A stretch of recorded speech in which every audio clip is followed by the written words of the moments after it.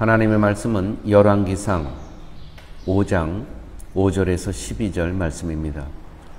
여호와께서 내 아버지 다윗에게 하신 말씀에 내가 너를 이어 내 자리에 오르게 할 내 아들 그가 내 이름을 위하여 성전을 건축하리라 하신 대로 내가 내 하나님 여호와의 이름을 위하여 성전을 건축하려 하오니 당신은 명령을 내려 나를 위하여 레바논에서 백향목을 베어내게 하소서. 내 종과 당신의 종이 함께 할 것이요 또 내가 당신의 모든 말씀대로 당신의 종의 삭을 당신에게 드리리이다. 당신도 알거니와 우리 중에는 시돈 사람처럼 벌목을 잘하는 자가 없나이다. 히람이 솔로몬의 말을 듣고 크게 기뻐하여 이르되 오늘 여호와를 찬양할지로다.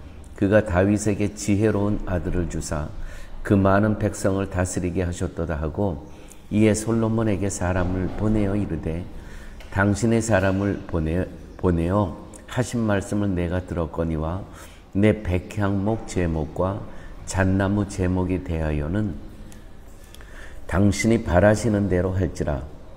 내 종이 레바논에서 바다로 운반하겠고 내가 그것을 바다에서 뗏목으로 엮어 당신이 지정하신 곳으로 보내고 거기서 그것을 풀리니 당신은 받으시고 내 원을 이루어 나의 궁정을 위하여 음식물을 주소서 하고 솔로몬의 모든 원대로 백향목 제목과 잣나무 제목을 주매 솔로몬이 히람에게 그의 궁정의 음식물로 밀 2반 고루와 맑은 기름 20고루를 주고 해마다 그와 같이 주었더라.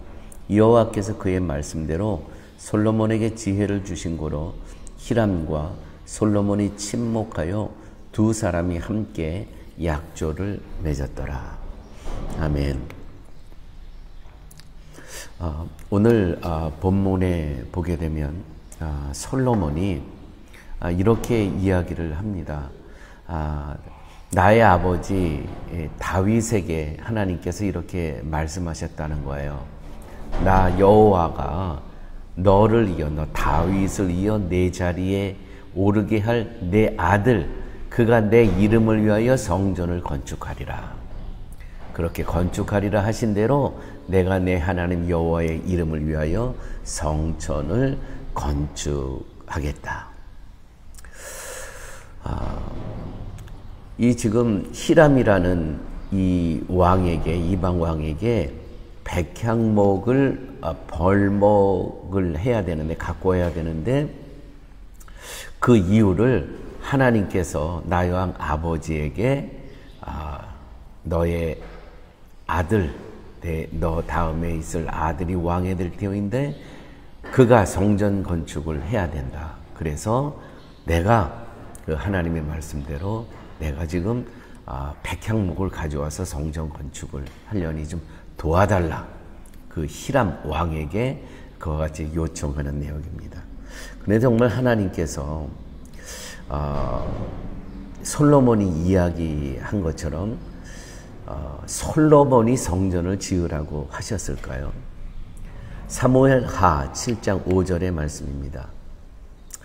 가서 내 종 다윗에게 말하기를 지금 나단 선지자에게 하는 이야기입니다. 하나님께서 가서 내 종 다윗에게 말하기를 여호와께서 이와 같이 말씀하시되 내가 나를 위하여 내가 살 집을 건축하겠느냐? 무슨 말이냐면 내가 나를 위하여 성전을 건축하겠다고? 이 하나님이 조금 어이가 없으신 거예요. 아니 내가 그러면 북박장처럼 내가 성전에 갇혀 있을 사람이냐? 내가 나를 위하여 성전을 건축하겠다고? 사무엘하 7장 11절에서 13절 말씀입니다. 여호와가 또 내게 이르노니 여호와가 너를 위하여 집을 짓고 네가 다윗이 나를 위해서 짓는 것이 아니고 여호와 내가 너를 위하여 집을 짓고 내 수완이 차서 내 조상들과 함께 누울 때에 내가 나 여호와 하나님이 내 몸에서 날 내 씨를 내 뒤에 세워 그 나라를 견고하게 하리라. 그는 내 이름을 위하여 집을 건축할 것이요 나는 그의 나라의 왕위를 영원히 견고하게 하리라. 하나님께서는요, 내 씨라고 했지, 이 솔로몬 그 아들을 지명한 것이 아닙니다. 솔로몬은 그렇게 이해할 수도 있겠죠. 그러나 여기서 그 씨란, 내 씨란 바로 그리스도를 뜻하는 것이죠. 이 솔로몬이 착각입니다. 하나님께서 다윗에게 나단 선지자를 통해서 이렇게 말씀하셨습니다. 내가 내 몸에서 날 내 씨를 내 뒤에 세워 그의 나라를 견고하게 하리라. 그는 내 이름을 위하여 집을 건축할 것이요 나는 그의 나라 왕위를 영원히 견고하게 하리라. 씨란 곧 그리스도를 뜻한다는 것입니다. 하나님은 이스라엘 안에 성전을 세우는 것을 결국 허용합니다. 허용하는 것이죠. 솔로몬에게. 성전에서 하나님을 잘 섬기고 신앙생활 열심히 하라는 취지로 허용하신 것이 아닙니다. 하나님은 인간의 손으로 지은 것 자체를 받으시지 않을 정도로 인간은 불의한 존재일 뿐이라는 것을 성전의 무너짐으로 자각하고 발견하라고 성전 건축을 허용하셨다는 것이죠.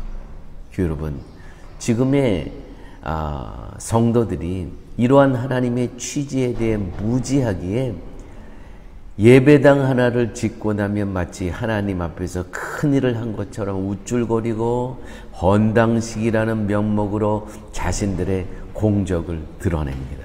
그러나 성전 건축은 하나님께서 하도 조르기 때문에 허용한 것이지 하나님의 뜻이 아니었습니다. 마치 하나님께서 사울 왕을, 이스라엘의 왕을 세우는 것은 하나님의 뜻이 아니었거든요.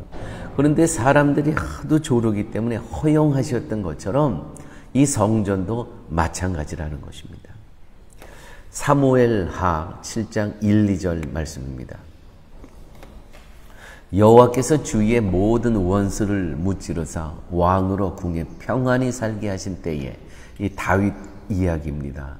다윗의 모든 원수들을 무찌르사 왕으로 궁에 평안히 살게 하신 때에 왕이 선지자 나단에게 이르되 볼지어다 나는 백향목 궁에 살거를 하나님의 궤는 휘장 가운데 있더라.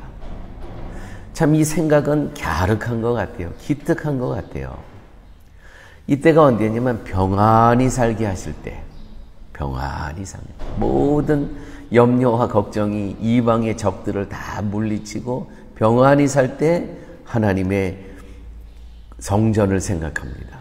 나는 백향목 궁에 살거늘 하나님의 궤는 휘장 가운데 있더라. 기특한 것 같습니다.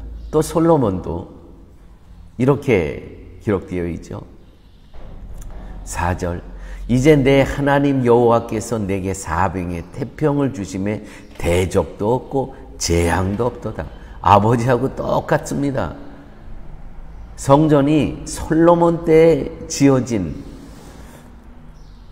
그 이유 아시겠죠? 똑같은 것을 또 반복해서 하나님께 요청을 하는 겁니다.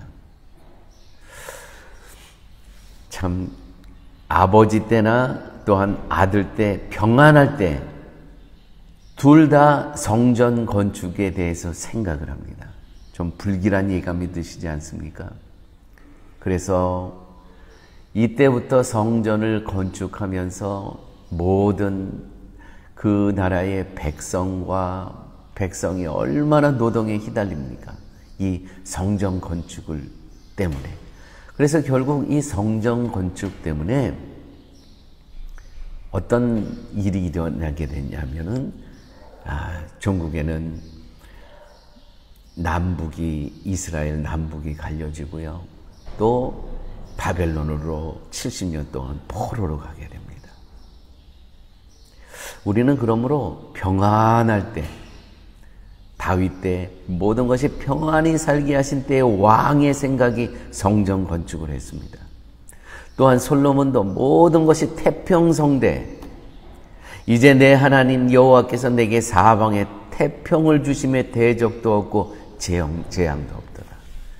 이러한 상황이 됐을 때 우리는 정말 은혜의 때에 조심해야 됩니다. 정말 점검하고 점검해야 됩니다. 이것이 내 뜻인가 하나님의 뜻인가. 유감스럽게도 아버지도 그랬고 솔로몬도 그랬고 기특한 것 같아요. 그런데 하나님께 묻질 않습니다. 자기의 생각이 옳을 것 같습니다. 성전 건축은요, 하나님의 뜻이 아니었습니다. 네가 나를 위해서 성전 건축을 한다고? 이 하나님의 말씀이셨습니다. 사랑하는 여러분, 모든 것을 복음 안에서 해석해야 됩니다.